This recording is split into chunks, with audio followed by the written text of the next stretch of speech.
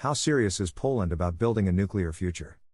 Nearly 2 decades after Poland set its sight on obtaining atomic energy, the government in Warsaw picked 2 separate foreign partners within 3 days to build its first nuclear power plants.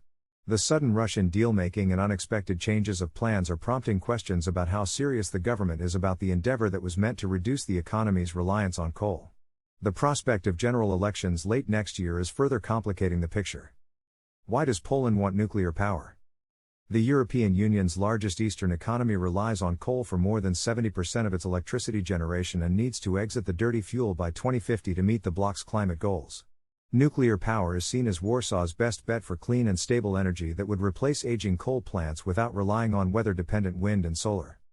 Russia's invasion of Ukraine has also made imports of gas prohibitively expensive, casting doubt over plans to replace coal plants with gas-fired ones.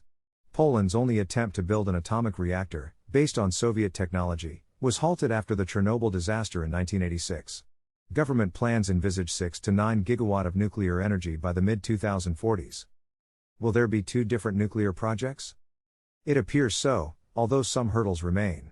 Prime Minister Mateusz Morawiecki picked US-based Westinghouse Electric Company as its partner for a government program aimed at building 6 reactors.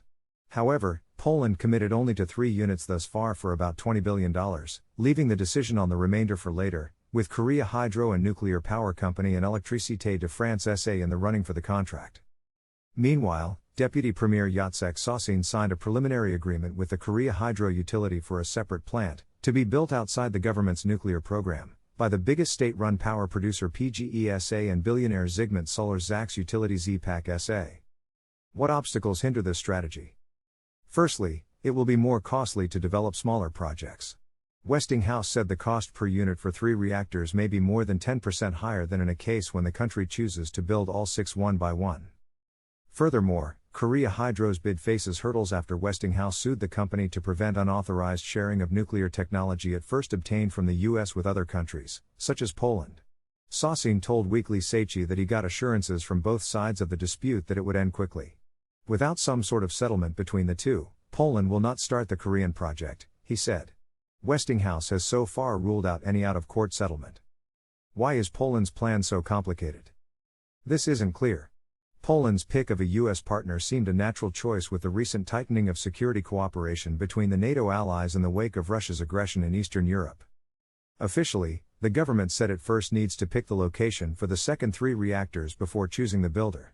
The deal with Korea Hydro, on the other hand, is led by Polish companies, with the country's authorities only providing support needed for a project on this scale.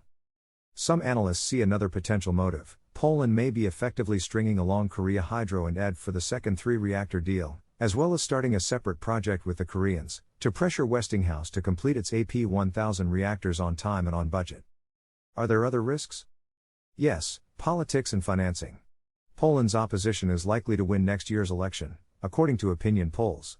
Although parties in the opposition support nuclear power in principle, they may change this government's decisions. Also, Poland wants its foreign partner to purchase a minority stake in the project, preferably with 49% equity, although Westinghouse's share will probably be lower.